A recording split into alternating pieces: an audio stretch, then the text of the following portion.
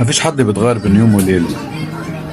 تراكمات يا صديقي، تراكمات هي أكبر شيء بيخلي الإنسان يتغير. أنت متخيل إن الواحد بيقسو رغم إن قلبه طيب أو لين؟ بيبين الشدة وهو بيحب جدا، بس خد بالك هو بيتغير لما بيلاقي الشخص اللي قدامه ما بيجيش بالليل. زي الأب اللي بيقسى على ابنه جدا، بيحبه جدا بس لازم يضربه دلوقتي، لازم يزعله. زي الشخص اللي بيحب مراته قوي ولازم يشد عليها، يتقمص منها، ياخد منها موقف علشان هي ما جاتش بالليل مرة واتنين وتلاتة وعشرة. زي الشخص اللي بيبين لصاحبه ان هو زعلان قوي وان في حاجة جواه وهو اصلا بيحبه جدا ومش قادر اليوم يعدي من غيره،